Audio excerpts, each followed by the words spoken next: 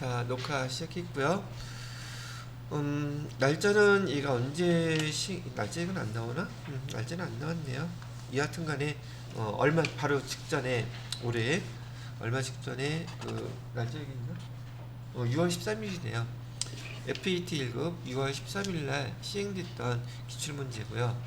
이론 문제부터 보도록 할게요. 참, 여기 이따가 보면 되긴 하겠지만 써놓을 테니까 여러분 나눠드린 기출문제에다가 요거 써놓으세요. 이따가 실기 할 때 입력해야 되는 임시 수험번호 있죠? B47 일자 8개예요. 하나 둘 셋 넷 하나 둘 셋 넷 임시 수험번호고요. 감독관 코드 번호는 A, P 하고 3 이렇게 돼 있네요. 이따가 요거 입력하셔서 실행시키면 될 것 같습니다. 자, 그 다음에 이론 문제부터 보자고 했으니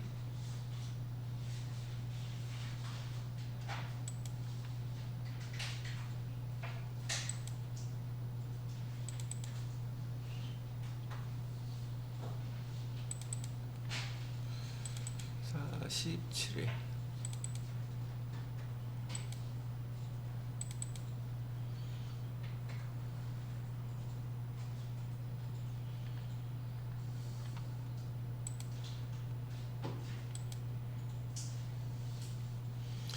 여기 급수 색깔별로 구분되는 거 알고 계시죠?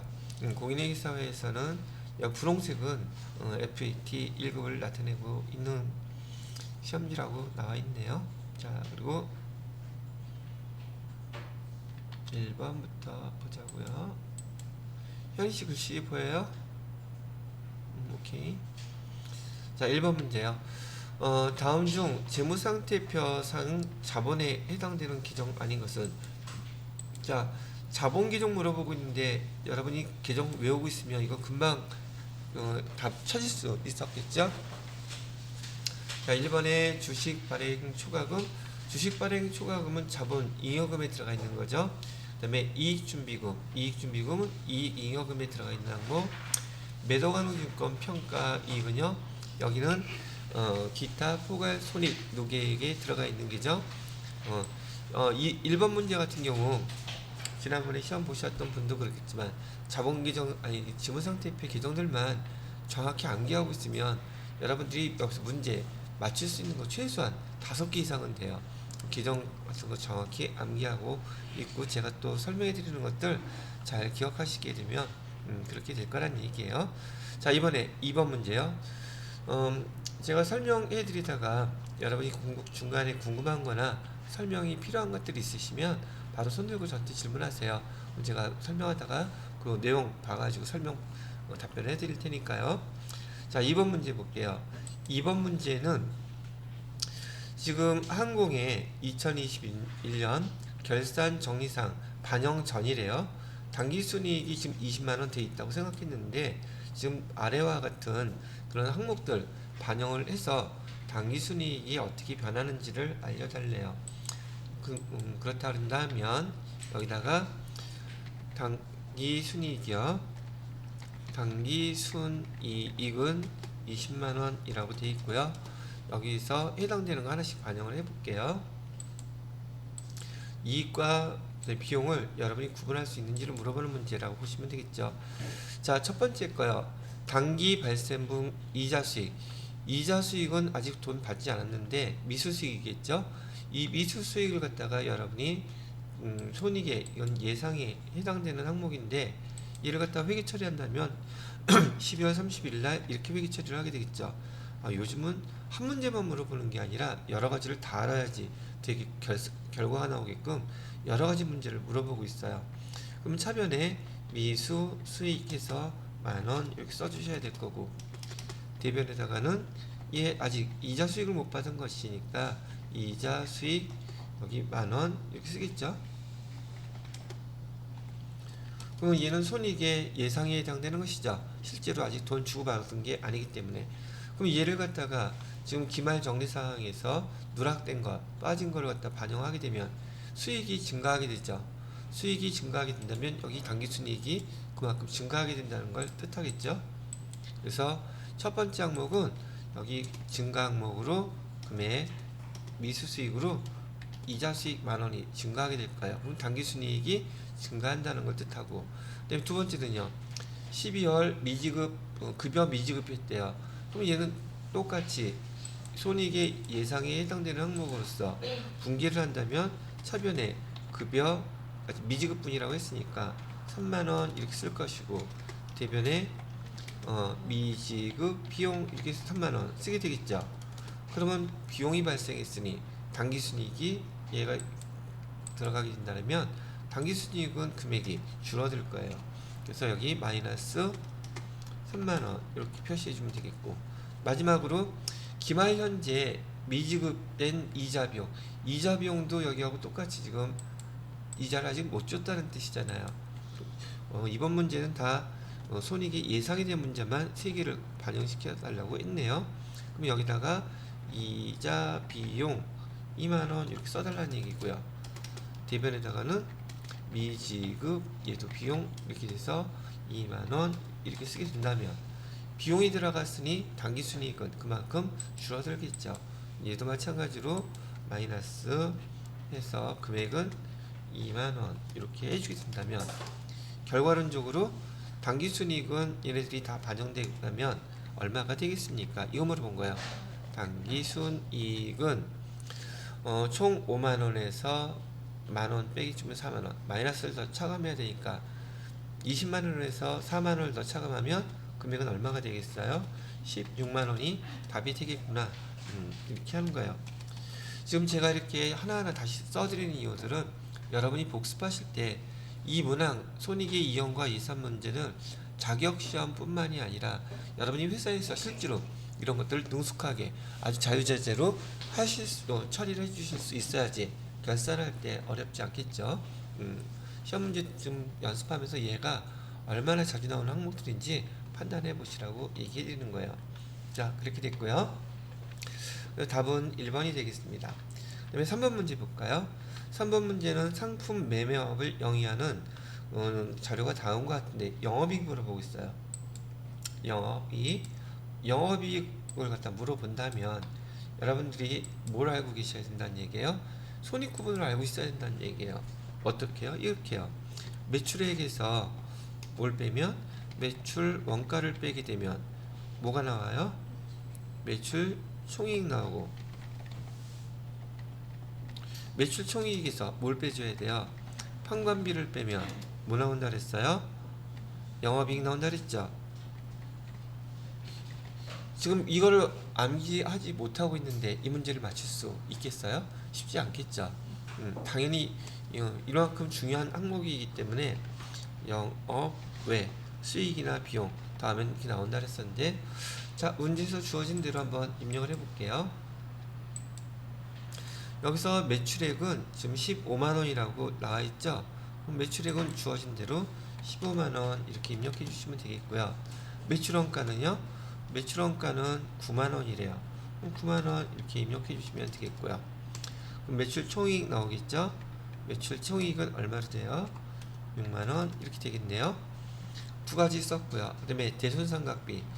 자, 여러분들이 지난번 회계 FAT 1급 정도 되면은 판관비와 영업의 비용을 구분할 줄 아셔야 된다는 얘기고요. 그 중에서 대손상각비는 제가 대표적인 뭐라 그랬죠? 판관비라 그랬었죠. 그 다음에 이자 비용은요. 이자 비용은 영업과 관련이 없는 영업 외 비용이에요. 그랬었고요. 운반비는요. 운반비는 매출과 관련된 얘도 판관비예요.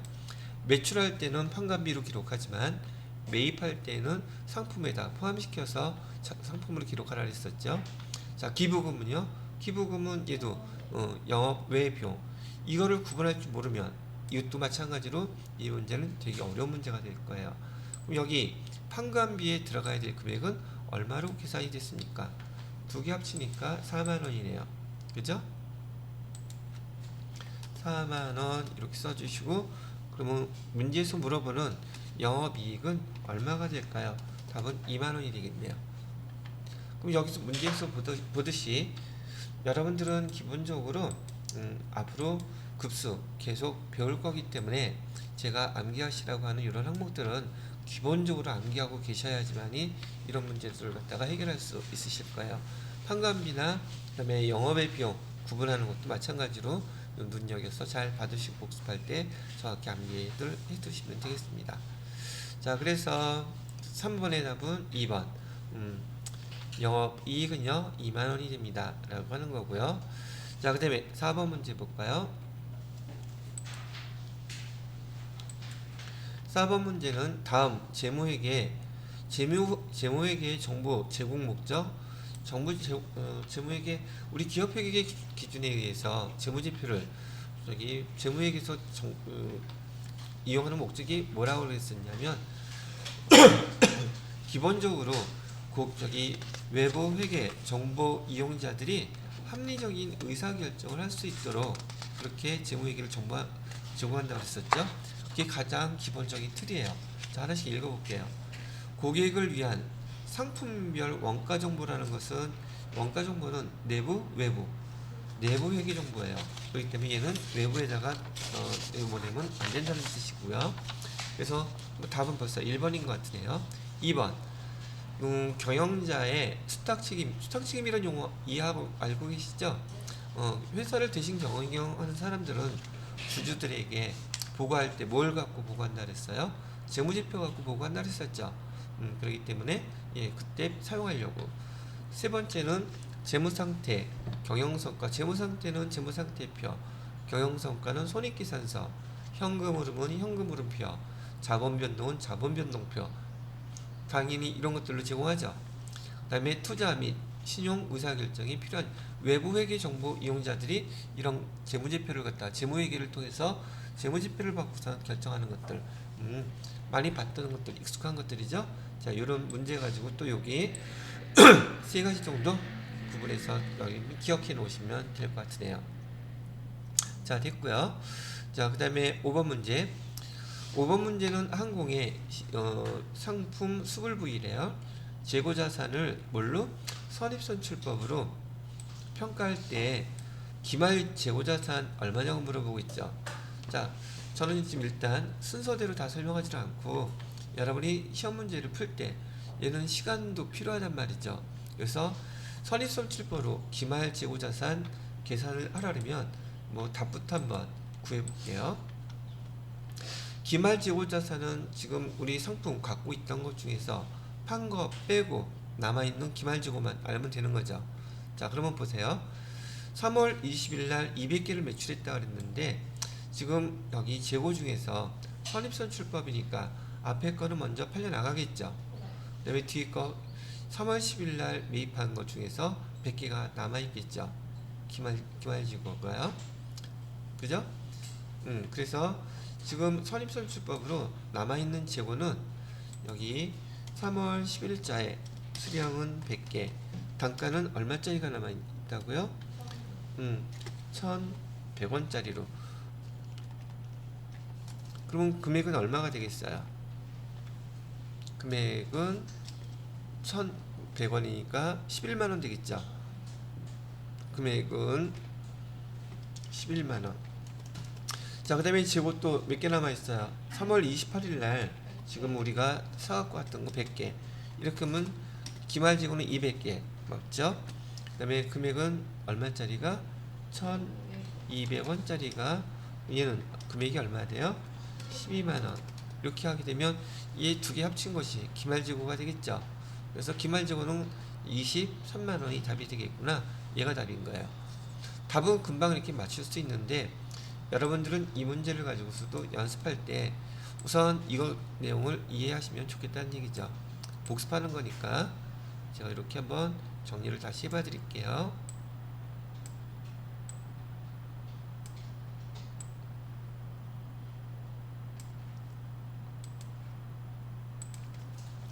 자, 상품이라고 계정을 써 놓으시고요.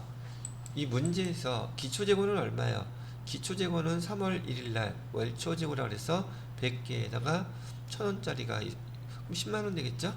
여기다가 10만원. 이 문제만 바꾸면 질문을 매출원가가 얼마냐고 물어볼 수도 있잖아요. 그 다음에 단기에 매입한 거는 얼마예요? 여기 200개 1,100원짜리 그러면 22만원하고 100개 12만원이 12만원이 되겠죠. 22만원 12만원 단기 매입한 금액은 얼마 돼요? 요 계산을 안 해놔서 헷갈리자면 매입한 거 단기 얘는 22만원 얘는 12만원 이렇게 되겠죠. 그러면 34만원 되겠죠. 그래서 단기에 매입한 금액은 34만원. 자, 기말지고는 선입선출법을 했을 때 얼마라고 나왔어요? 선입선출법으로 23만원. 그럼 매출원가 얼마로 계산돼요? 풀게 해야 되나? 10만원, 44만원에서 24만원. 23만원 빼면 44만원에서 23만원 빼면은 21만원 나오네요. 그래서 매출원가는 21만원 이렇게 계산된다. 이 문제에서 똑같이 매출원가 물어볼 수 있잖아요. 그죠? 그럼 여기 선입선출법으로 이렇게 계산이 됐던 거고, 지난번에 했던 거 잠깐 정리 한번 더 해볼게요. 자, 판매 가능액은 얼마입니까? 판매 가능액. 판매 가능액은 기초상품 재고액과 단기 매입한 거. 그죠? 그러면 44만원 되겠고, 그 다음에 또는 매출원가에다가 기말 재고 더한 거. 그래서 44만원이 이기는 똑같죠. 자, 이번에는 여러분 지금 까먹을 때가 됐을 것 같아서, 자, 여기 나와 있는 얘 매출원가라면서요. 매출원가 분기는 어떻게 해요? 얘 매출 원가에 대한 분기를 해보세요 라고 한다 그러면, 매출원가 얘 가려놓고 상품 계정 입장에서는 여기 대변에 지금 21만원 빠져나간 거죠. 즉 분기했을 때 대변에 상품 팔았다면서요. 뭐 상품이 당연히 재고자산이니까 감소했겠죠. 얼마만큼이 감소했대요? 21만원 감소했다는 뜻이고요. 제가 총계정 원장에서 이 앞에 있는 계정은 앞에 거 계정이라고 했었죠. 상대편 계정이라고 했으니 차변에는 뭐라고 써줘야 된다는 뜻이에요? 차변에는 매출 원가, 얘 비용 계정이잖아요. 매출 원가 21만원. 그래서 얘 설명해 준 게, 지난번에 세무 2급 배우는데도 이거 모르는 분이 있더라고요. 총계정 원장을 볼 줄 모른다는 뜻이기도 해요. 상품 매출 원가에 대해서 분기하라 그러면 상품 계정 빠져나간 것만큼 대변에다가 상품 계정 써주시고요. 차변에다가 매출 원가 이렇게 분기해 주시는 거예요. 이제 안 잊어버릴 수 있겠죠? 자, 그래서 재고자산에 대해서 나오는 문제들이 꽤 많기는 하겠지만, 여러분이 오늘부터 지금 FAT 19 이론 문제 실기는 좀 덜한데 이론 문제에서 갖다가 계속 같이 저하고 정리하면서 여러분들도 그 내용들을 정리해서 풀어놓도록 하면 되겠습니다. 자, 종 쳤으니까 잠깐 쉬었다가 6번 문제부터 또 설명을 해드리도록 할게요.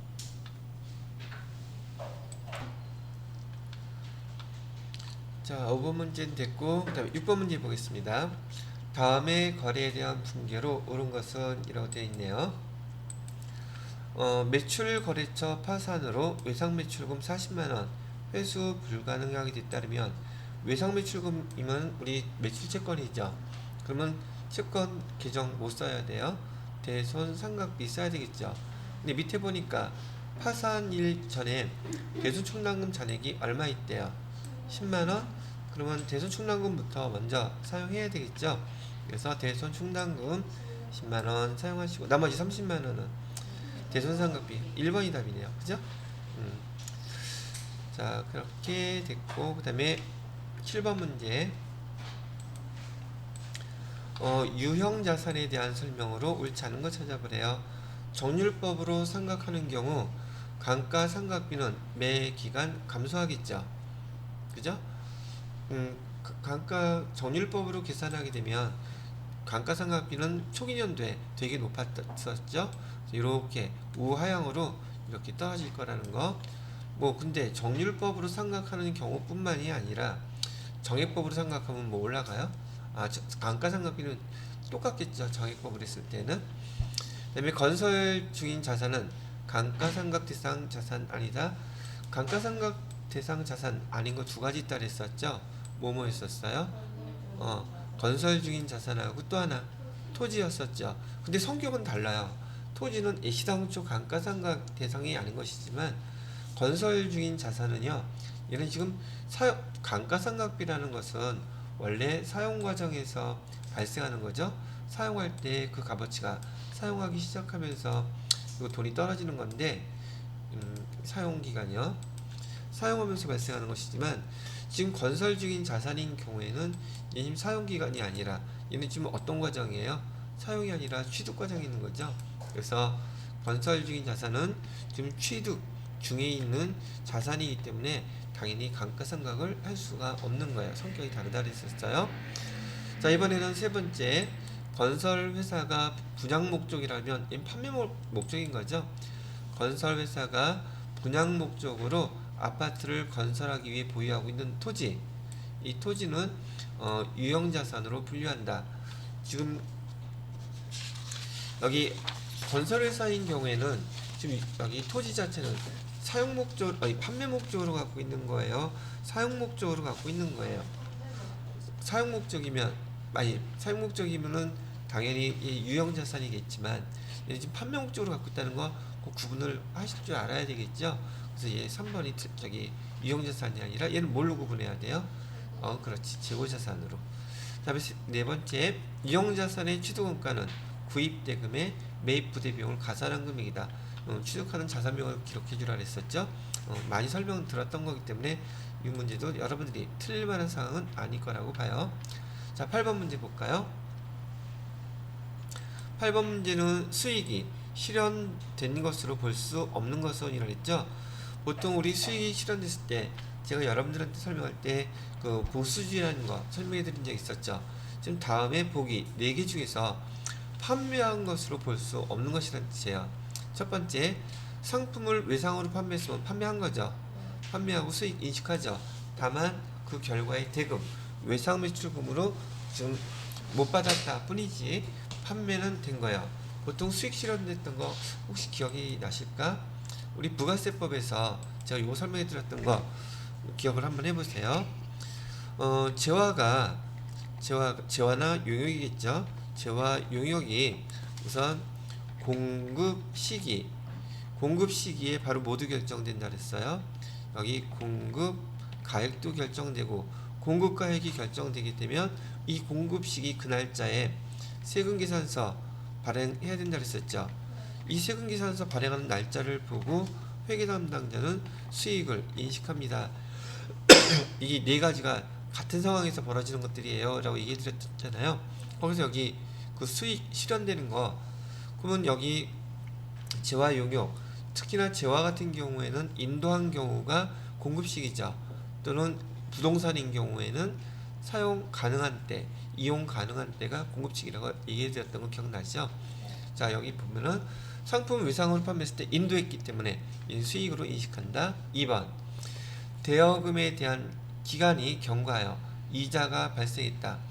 이자 발생했으면 지금 우리 대여금이라면 이자 수익을 받는 거죠. 근데 우리는 발생주의로 기록하니까 이자가 발생했으면 그 기간이 경과했으면 우리 인식해야 되죠. 오케이? 그래서 얘도 수익이 실현됐다고 볼 수 있는 것이고요. 세 번째는 제품을 장기 할부 판매 조건으로 판매했다. 장기 할부 조건으로 판매를 했어도 계약서상 대가의 각 부분을 받기로 한 때 그만큼은 우리가 수익으로 인식하죠. 팔았으니까 그 때마다 우리는 수익을 인식하게 될 거예요. 네 번째, 본사 건물에 대한 임대보증금. 임대보증금은 내가 냈던 돈, 임대보증금 수령에 따르면 건물을 빌려주고 보증금 받은 거죠. 이건 수익이 아니라 뭘로 해야 되는 거예요? 그렇죠? 그래서 답은 몇 번이 되겠다? 4번이 되겠다. 근데 여러분이 익숙하지 않은 상태에서 이런 내용을 봤다면 이 문제는 조금 갸우뚱하면서 생각을 요하는 문제가 될 수도 있어요.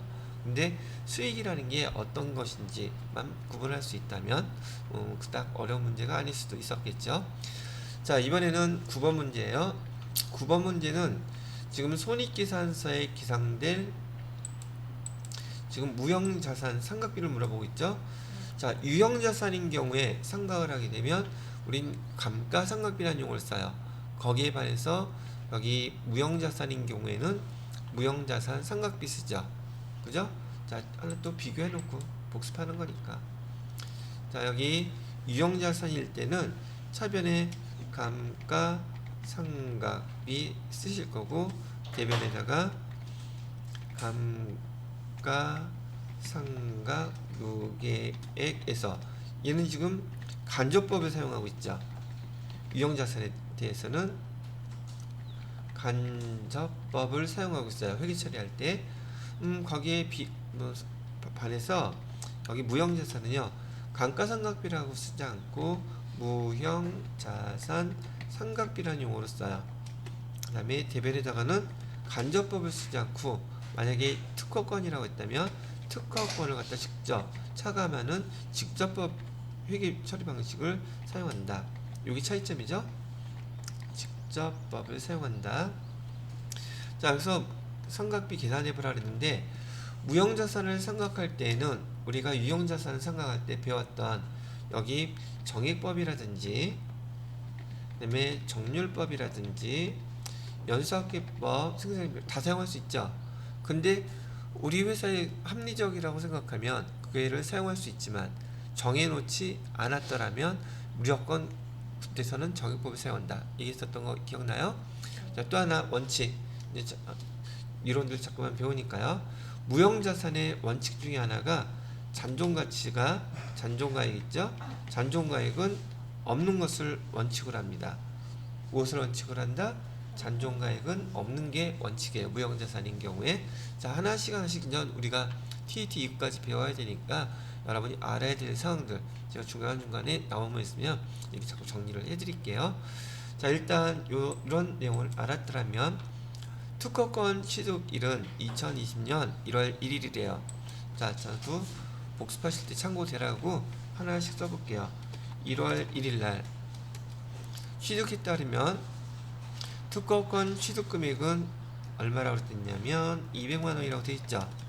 예, 거기 특허권이래요.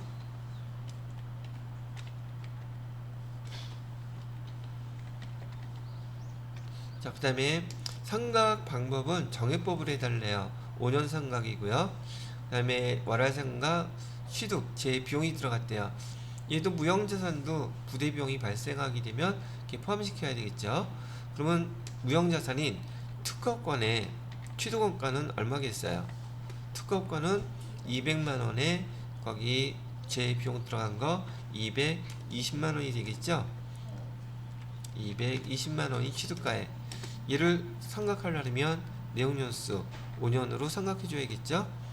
그럼 220만원을 나누기 5 하니까 매년 상각비는 얼마가 돼요? 그쵸? 차변에 무형 자산 상각비에서 44만원 나오고요. 대변에는 얘는 직접법을 쓴다 그랬었죠. 그죠? 그러면 특허권 얼마? 44만원 이렇게 빼줘야 되겠죠?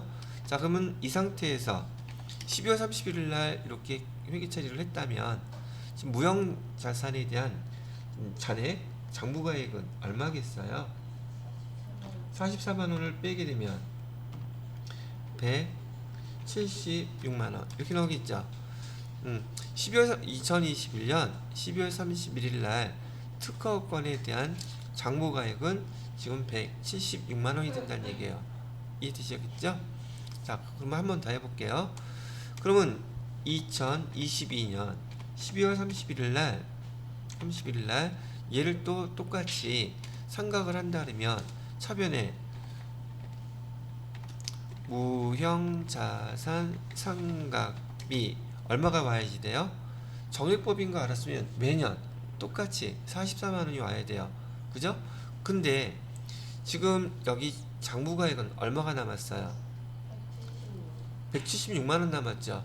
근데 얘를 갖다가 5년으로 나누면 되겠어요? 안 되겠어요? 직접법을 상각할 때는 1년이 지났으면 내용연수도 1년 줄여서 상각해야 돼요. 그래서 여기 176만원을 다음에는 몇 년으로 상각해야 된다? 4년으로. 4년으로 해야지 금액이 44만원 똑같이 나오겠죠. 이게 여러분 전 회계 1급 세무 2급에서 나오는 해당 문제가 바로 얘예요. 잔존가치는 아니 장부가액은 두 번째 176만원이라고 가르쳐주고 내용윤수는 2021년 1월 1일날 취득에 따르면서 5년이라고 가르쳐줘요. 여러분들 어떻게 계산하게끔 유도하는 거예요. 176만원 장부가액 나누기 5년 하라고 시험 문제를 그렇게 낸단 말이죠. 근데 여러분은 뭘 알아야 된다 그랬어요. 특허권은 직접법으로 생각하기 때문에 내용연수도 1년이 지나가면 5년으로 정액법이라 할지라도 5년으로 나눠주는 게 아니라 4년으로 나누어 주어야지만이 자 3세번까지 해드릴게요. 특허권 그래서 44만원 또 이렇게 금액이 줄어들겠죠.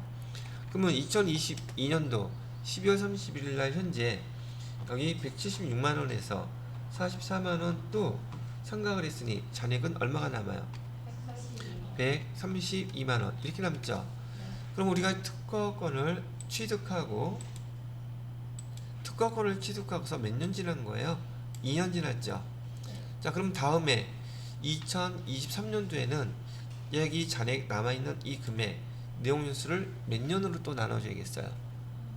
또 1년이 줄어들었으니까 3년으로 나눠줘야 되겠죠.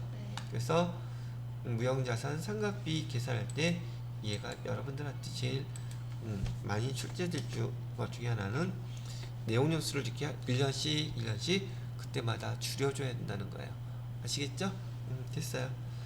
자 그러면 뭐 9번 문제 같은 경우에 무형자산 상각비 얼마냐고 계산 물어봤을 때 44만원 즉 여기 취득 재비용을 부대 비용으로서 특허권에다가 포함시켜서 내용연수 5년으로 나누어 줄 수 있는지 없는지 그거 물어본 거죠. 자 그래서 44만원 4번이 답이 되겠습니다. 자 FAT 1급에서는요 1번부터 10번 문제가 재무회계 문제고 그 다음에 11번부터 15번 문제가 부가가치세 문제랍니다. 자 다음에서 매출채권 얼마냐고 물어보고 있네요. 상품을 1000개 개당 6,000원에 판매에 따르면 여기 금액은 얼마가 될까요? 자 이게 우리 매출액이 될 거 하겠죠? 분계를 바로 해보겠습니다. 차변에 좀 이따 계산하고 대변에 상품 매출 써야 되죠? 상품 매출은 금액 600만원 이렇게 될 것이고요. 그죠? 근데 그 중에서 200만원은 약속금으로 받았대요. 그럼 여기는 받을 200만원 이렇게 써주시면 되겠고요. 그 다음에 잔액은 3개월 후에 받기로 했대요. 그러면 얘는 외상 매출금 얼마? 300 400 자 이렇게 하고 끝나는 줄 알았더니 지금 여기 뭐가 발생했어요? 운반비는 현금으로 지금 지급했다르죠. 그죠? 그럼 여기다가 현금은 별도로 나갔을 때니 현금 8만원 써주면 되겠고 상품을 매출할 때 여기 매출할 때 운반비는 별도로 판관비로 써주세요 그랬었죠. 이거 문제 벌써 몇 번이나 나온 거야 이거 한 번만 정확히 이해해주면 까먹으면 또 하면 되지 뭐. 운반비 8만원 따로 이렇게 써야 되죠. 근데 문제에서 매출채권은 얼마냐고 물어보고 있잖아요. 매출채권은 우리가 받아야 될 계정 요 두 개죠. 즉 매출채권이라는 계정 안에 외상매출금 받으러 있는지 아는지 모르는지 그거 물어본 거잖아요. 그죠? 매출채권의 계정은 여러분이 너무나 많이 연습해서 금방 아실 거고 답은 그래서 몇 번이 돼요? 4번 600만원이 된다. 됐나요? 오케이. 자 지난번에 제가 부가가치세 설명해 드리면서 뭐라고 말씀드렸었냐면 부가가치세는 일단 수업할 때 제가 암기해 놓으라고 하는 불공사 그 다음에 간주공급이라든가 암기할 것만 잘 암기해서 정리해 두시고요. 그 다음에 문제 나올 때마다 기출문제 갖고 정리를 해서 공부를 해주세요 그랬었죠. 자 지금부터 이 문제 갖고 여러분이 한번 부가가치세 정리를 해보세요. 5문제를 갖다가 우리가 풀어야 되는데 여기 자격시험 보러 가서요 10회분이면 50문제. 50문제 푸는데 그 중에서 5문제가 안 나올까? 예, 그럴 일 거의 없어요. 그 중에 다 나와요.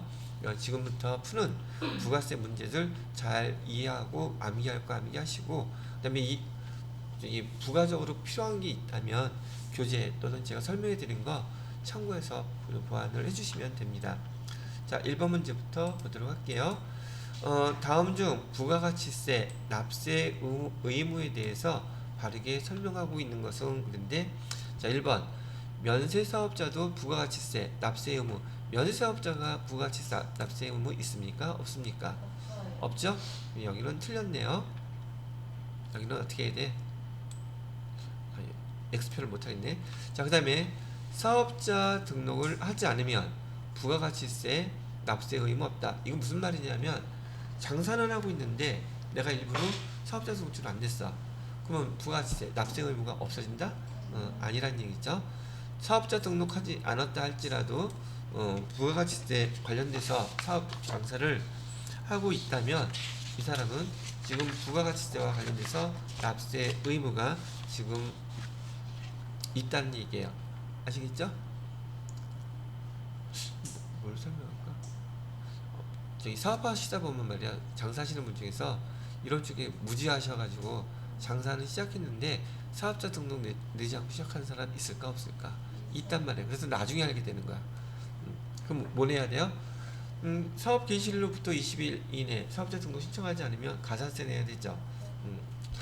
자, 그 다음에 세 번째, 재화를 수입하는 사람 부가세 납세 의무 있다 그랬어요? 없다 그랬어요? 있다 그랬었죠? 자, 또 정리를 해놔야지.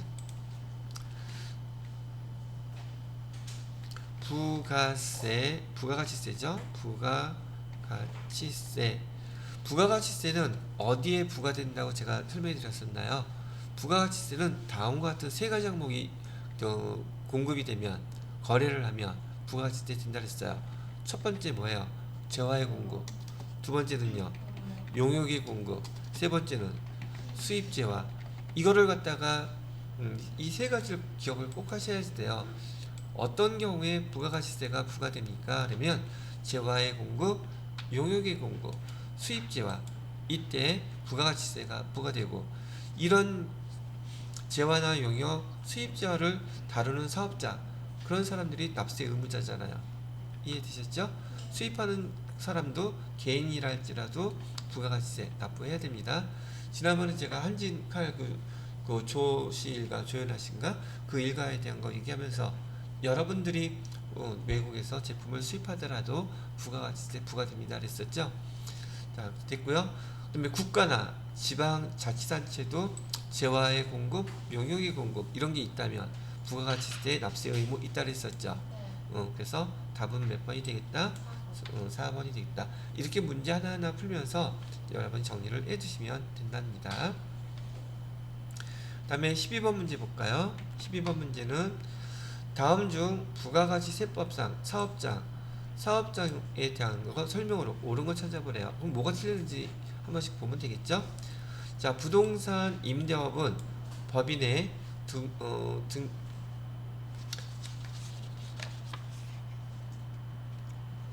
법인의 등기부상 소재지가 사업장이다 그랬는데, 법인의 등기부상 이거는 임대업이 아니라 여기 매매업일 때, 부동산 매매할 때 해당되는 말이에요.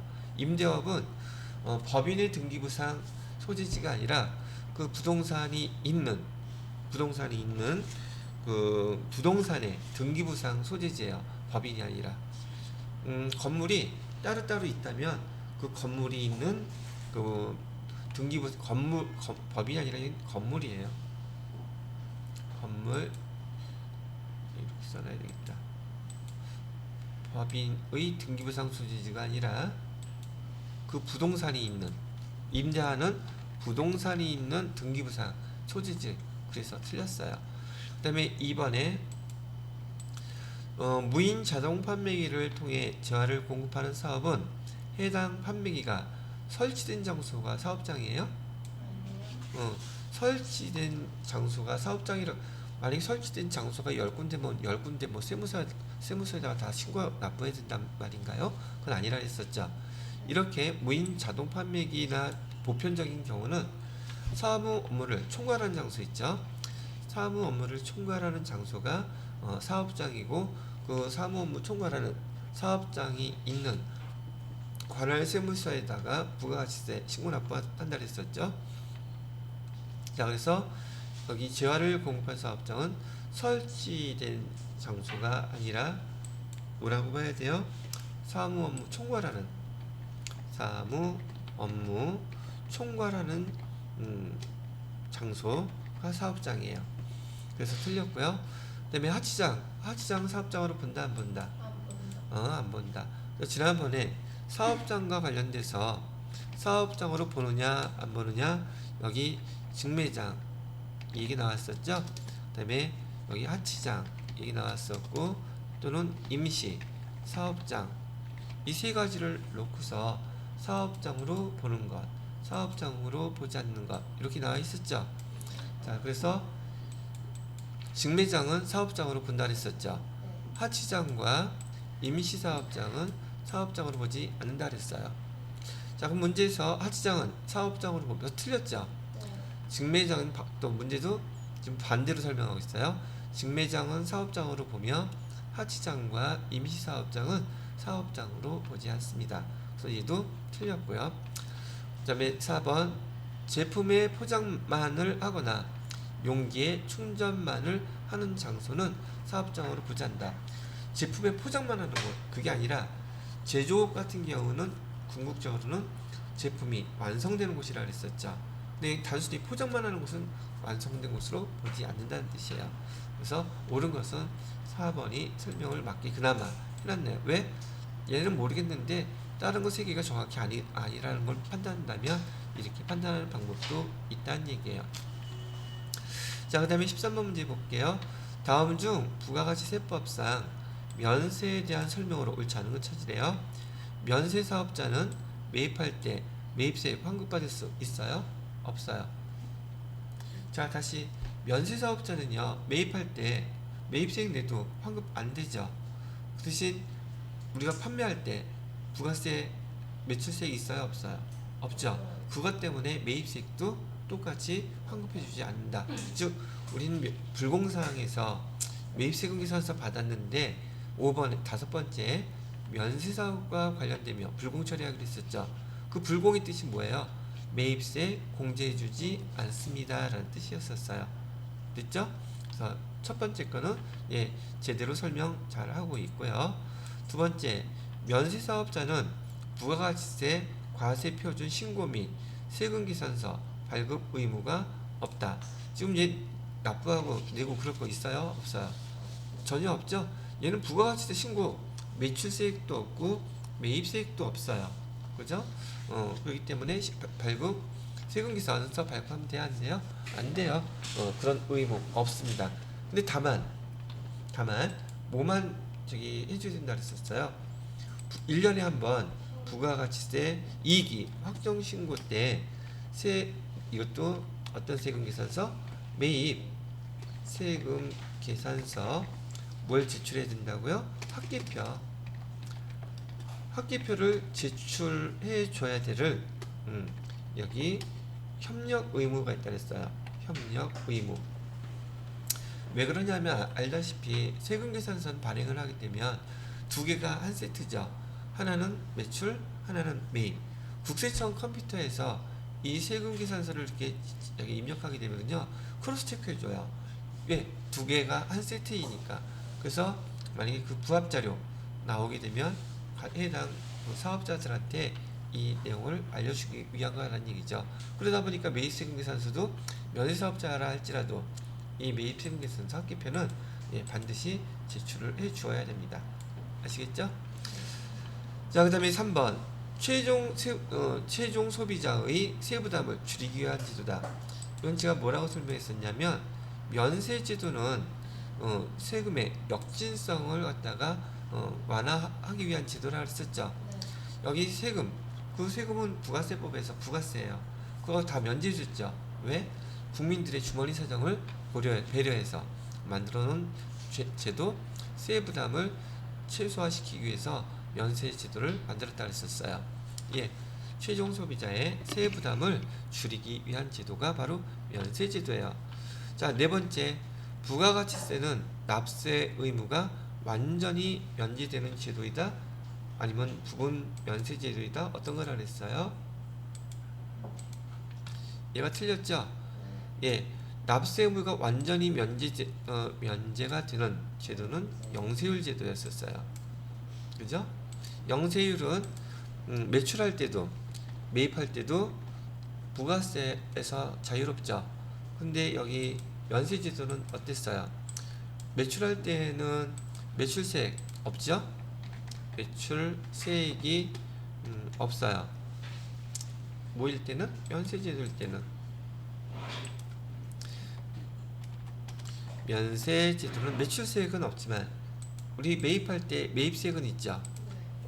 매입세액은 있단 말이에요. 이렇게 있는데 매출세액은 없고 매입세액은 있고, 그래서 이를 갖다가 면세제도를 우리는 뭐라고 불렀어요?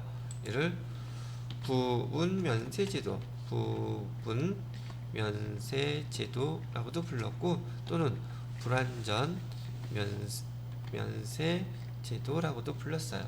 거기에 반해서 여기서 얘기는 완전 면세제도는 바로 영세율을 뜻하는 거고, 이를 갖다가 우리는 완전 면세제도라고 이렇게 부른다는 얘기죠.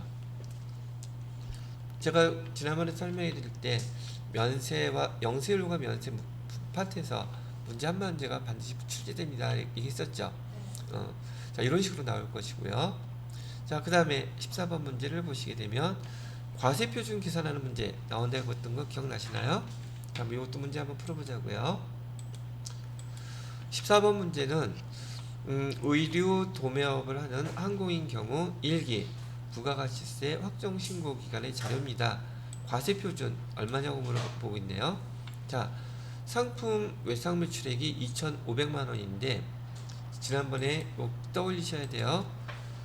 과세 표준을 정할 때 과세표준에다가 과세표준에 포함시켜야 되는 것이 있고, 그 다음에 과세표준에 포함시키면 안 되는 것들이 있었고, 그래서 과세표준이 결정됩니다 라고 얘기했었죠. 그죠? 자, 여기 상품 외산 매출금 그 금액이 2,500만원인데 지금 할인해 주고 있죠. 그럼 2,500만원에서 상품 매출액 과세표준은 얼마가 돼야지 돼요? 2,400이 돼야 되겠죠. 여기서 2,500만원이었었는데 여기서 뭐는 빼줘야 돼요? 과세표준에 포함시키면 안 되는 거, 매출 할인에 100만원이죠. 얘는 빼줘야 될 것이고요. 그 다음에 또 거래처에 증정한 상품의 원가, 거래처에 증정했어? 거래처에 증정한 것은 접대한 거죠. 그러면 이 증정한 상품은 재화겠죠. 그러면 거래처에 재화가 공급된 거죠. 재화가 공급됐다면 거래처에 돈 받지는 않을 거 아니에요.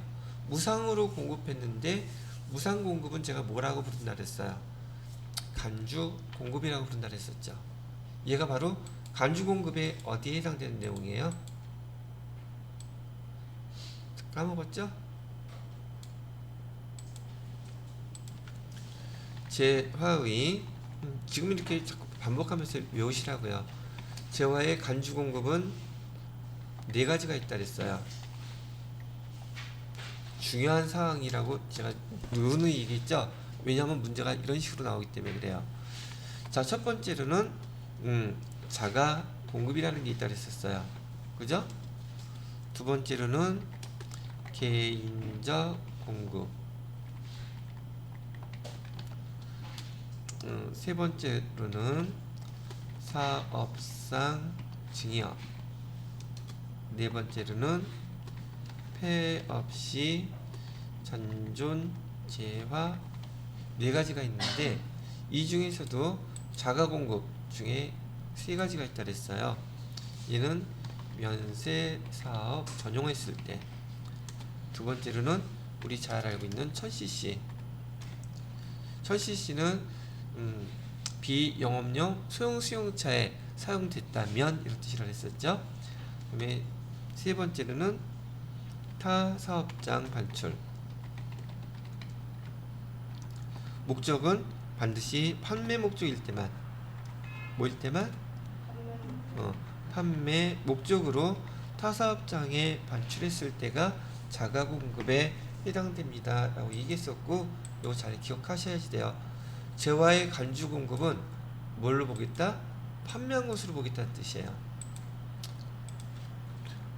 판매한 것으로 보겠다고 하니 지금은 시가가 적용되겠어요? 원가가 적용되겠어요? 시가가 적용되겠죠? 과세표준은 그렇기 때문에 지금 여기에서 거래처에 대한 증정한 상품은 이 문제에 한해서 이 문제에서 보게 되면 재화의 간주 공급에 몇 번째에 해당되는 거예요? 거래처의 증정이기 때문에 여기 사업상 증여에 해당된다고 이렇게 구분을 하셔야 된답니다. 간주 공급이라는 걸 알아야지만이 원가가 적용되는지 시가가 적용되는지 판단할 수 있잖아요. 그럼 시가는 얼마를 적용시켜 줘야 돼요? 여기다가 플러스 공급가액은 얼마가 되는 거예요? 300을 이렇게 포함시켜 줘야 된다는 얘기예요. 되셨나요? 그 다음에 세 번째 거 보시게 되면, 세 번째 것도 광고 선정용이라고 되어 있죠. 무상 제공한 견본품. 광고 선정용으로 제공했으니 지금 뭐가 됐든 간에 판매 목적 아니죠. 그죠? 그러면 얘는 저기 견본품은 재화가 공급됐음에도 불구하고 재화의 간주 공급으로 본다 안 본다? 안 본다. 그럼 얘는 해당되는 사항이 있다 없다? 바로 이걸 알고 계셔야지만 얘를 계산할 수가 있어요. 그러면 공급가액은 즉 과세표준은 그래서 얼마로 계산하면 되겠다? 요거만 반영하면 되잖아요. 그래서 답은 14번에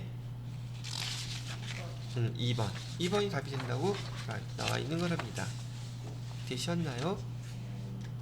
자, 이렇게 이것도 문제 나온 형태로는 처음 봤으니까 부가가치세 이렇게 정리하시면서 여러분이 10회만 아니면 최소한 5회만이라도 풀고 나서 2번을 반복하시게 되면 이론 문제 부가가치세법 거의 틀린 문제 없을 정도로 잘 문제 푸실 수 있을 거랍니다. 자, 그래서 과세표준 문제는 얘도 마찬가지로 부가세법에서 중요한 포인트라 여러분들이 빠지지 않고 문제에서 출제될 거예요. 자, 그 다음에 마지막으로 잘 나오는 문제 불공사항이에요. 15번 문제 보시게 되면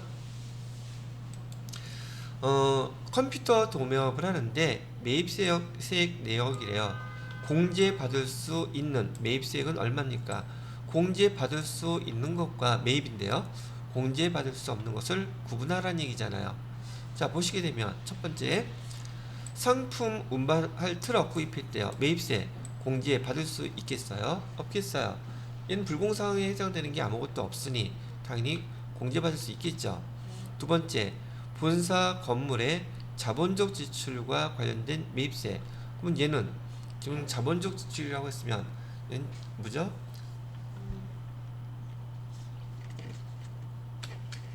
자본적 지출이라고 얘기했으면 건물과 관련된 거죠. 건물과 관련된 거에 매입세 발생했다고 했다면 당연히 불공사항 아니므로 얘도 매입세 공제받을 수 있겠어요? 없겠어요? 당연히 얘도 있다는 얘기죠. 그죠? 그 다음에 세 번째, 거래처 접대. 얘는 불공사항 들어갔죠. 그죠? 그럼 얘는 매입세 공제 못 받죠. 그럼 답은 두 개만 하면 되니까 800만원 되겠네요. 그건 또 마무리하면서 또 열성적으로 얘 공부하시는 분, 복습하시는 분이 있겠죠?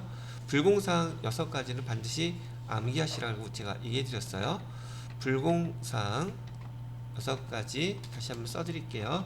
첫 번째는 세금계산서에 필요적 기재사항이 누락이 됐다면, 기재사항 누락이 됐다거나 오류가 났다면 얘는 불공사항으로서 매입세 공제 못 받습니다. 얘기했던 거죠.